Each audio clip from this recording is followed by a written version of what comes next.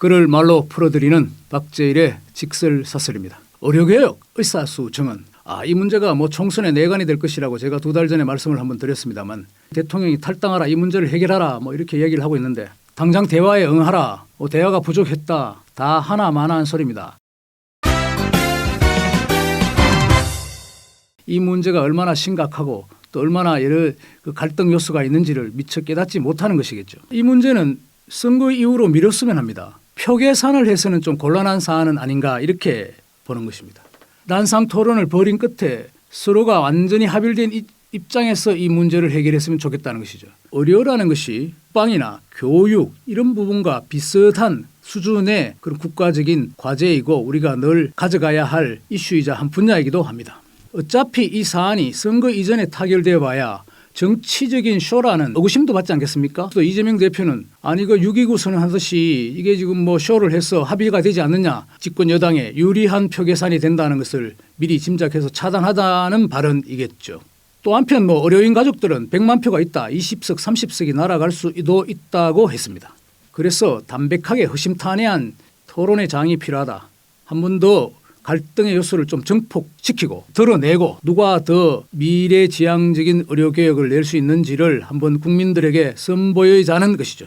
2,000명이 고집인지 아니면 신념인지는 모르겠지만 다음에 대통령 할 것도 아니고 기왕 칼을 뽑고 개혁의 시나리오를 한번 관철시키고 타협을 할 필요가 있지 않나. 박근혜 정부 시절에도 공무원 연금 개혁이 있었죠. 절반 정도 성공, 절반은 실패, 이렇게 박근혜 정부에 대한 불신이랄까요. 공무원 조직의 지지세를 이탈시키기도 하고 탄핵까지도 간칼을 했다고 봅니다. 이 의사 집단이 어떻습니까? 굉장히 우리 사회의 지성 엘리트이고 존경받기도 하면서 누구나 부러워하는 직종이기도 합니다. 직역이라는 입장에서 보면 민노총이라면 다른 노동단체보다도 훨씬 더 강한 조직이었죠. 그러니까 윤석열 대통령도 국민과의 소통을 강조하면서 출근길에 기자들에게 브리핑을 하는데 무슨 사단이 발생해서 그것을 중단했죠. 소통을 하지 못하는 상황 아닙니까? 작은 부분도 약속을 지키지 못하는 마당에 빵이나 교육 이런 연금 같은 그런 커다란 이슈에 버금가는 의료개혁은 더더욱 힘들 것으로 짐작됩니다. 통일된 합의체가 없다는 것이 좀 문제죠. 대통령은 담화 발표를 통해서 통일된 안을 가져오라, 합리적이고 합리적인 안을 좀 가져오면 우리가 2,000명을 고집하지 않겠다는 뜻으로 말하기도 했습니다. 의료계도 여러 갈래로 지금 나서 있습니다. 전공의협의회, 의사협회, 전국대학교수협의회, 의대학생회 이렇게 각각이 다 있죠. 이분들의 시각은 대체로 동일되어 있지만 협상이나 어떤 난상 토론의 부분에 임할 때 통일된 사실 입장을 빠른 시일 내에 마련할 수 있을까 하는 부분이 있습니다.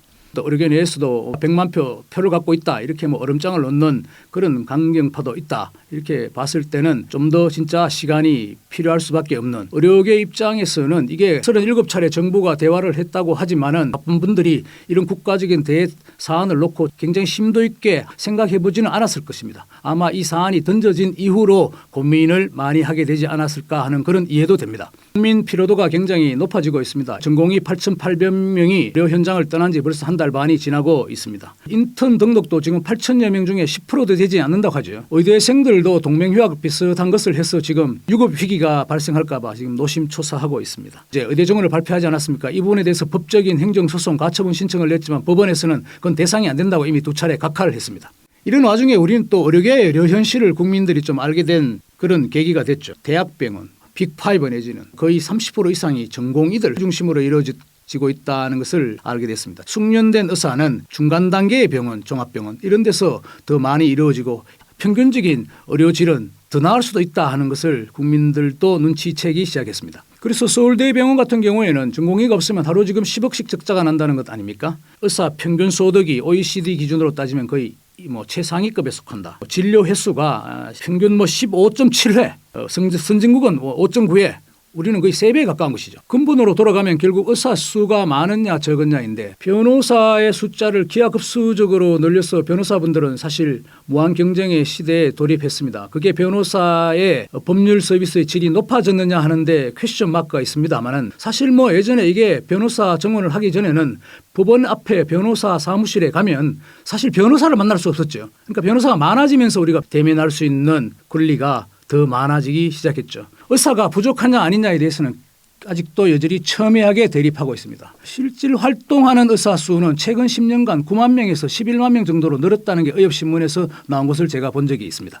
지금 고령화 시대로 접어들고 있지만 인구가 감소하는 추세이기 때문에 2035년 이후 2040년대쯤 되면은 인구가 급격히 주는데 의사 수를 지금 늘려서 그때 어떻게 감당할 것이냐 숙각 이 부분에서 필수 의료라든가 이런 아주 중요한 수술이라든가 이런 사항들에 대해서는 대가가 낮다는 것도 이번에 우리가 많이 알게 된 사실이죠. 협심증 환자의 수술 같은 경우에 1,000만 원 정도인데 한국에서는 미국은 원래 의료 수가가 굉장히 높으니까 좀 일률적으로 말씀드리기는 어렵지만 거의 1억을 한다는 거 아닙니까? 10대 1 정도 차이가 난다. 그런 부분을 왜 그대로 둔 채로 의사 수만 늘리려고 하느냐. 그건 바보 같은 짓이다. 반론의 주장의 요지이기도 하죠. 고령화로 인해서 병원 방문의 횟수가 급격하게 늘어날 수 있다는 것입니다. 안과라든가 정형외과의 수입이 좋은 반면에 다른 필수 의료 응급 이런 데서는 의사 수가 굉장히 부족하다. 더군다나 지방, 오이지, 농어촌에는 의사가 전무한 부분들을 해결하기 위해서는 지금부터 당장 10년 목표로 최소한 10,000명, 20,000명 정도 이렇게 늘려야 한다는 것이 정부 입장 아니겠습니까? 윤석열 정부 측으로서는 여러 가지 좀 돌아봐야 할 사안도 있다고 봅니다. 이 사안을 놓고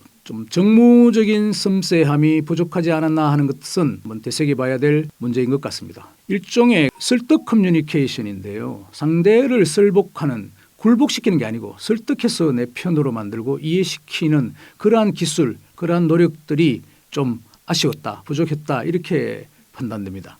어떤 평론가들은 정부에서 무슨 시나리오도 없이 무작정 2,000명 정원을 내놓고 의사들을 겁박하느냐라고 비판하시는 분도 있겠지만 관료분들이 아니면 정책 결정을 하시는 분들이 우리가 일반인이 생각하는 정도 수준의 시나리오도 없이 의료개혁, 의사 정원 문제를 밀어붙였다고는 생각하지 않습니다. 실제로 37차례의 협상도 있었다. 그리고 윤석열 정부의 여러 의료개혁 부분을 간헐적으로 계속 밀어붙여왔고 또 대안들을 만들어 온 걸로 알고 있습니다. 정무적인 그런 섬세함, 설득 커뮤니케이션 부족한 것이 아니었던가 보여집니다. 특정 보건복지부의 고위 관료 집단과 의사들 간의 무슨 자존심 대결 비슷하게 엘리트 간의 충돌 이런 느낌도 비춰지기도 했어요. 그 부분은 굉장히 좀 아쉬운 부분이라고 생각됩니다. 윤석열 대통령 입장으로 보면은 정치적으로 실패한 경험이 없죠. 대통령 선거에도 처음으로 정치에 입문해서 초대형 선거 대선에서 이겼고 지방선거에서도 사실상 승리했다고 볼 수 있습니다. 분위기가 업됐을 가능성도 있습니다. 어떤 이 의료개혁의 부분에 있어서는 그 정책들을 실행하기가 참 굉장히 쉽지 않다는 것을 알게 됐을 겁니다. 문재인 정부는 이게 300~400명 정원하겠다고 해서 한 달도 안 돼서 두 손 들었지 않습니까? 역사적으로 사례를 보면 의사 선생님들과 싸워서 이긴 정부가 어디에도 없다고 하니 이 정도 끌어온 것만 해도 윤석열 정부의 승리라고 저는 평가하고 싶습니다. 선거 이후로 가서 우리가 난상 토론을 해보자 하는 것은 결국 이 사안은 누가 더 애국심 있고 그 분야에 더 적절하게 심도 있고 자기의 직책 직역에 대한 소명의식이 있는가를 국민 여러분께 설득시킬 때 자신들의 이익과 주장을 관철할 수 있다고 봅니다. 정치적으로 본다면 국민의힘도 이걸 표결산을 하지 않은 것이 좋겠죠.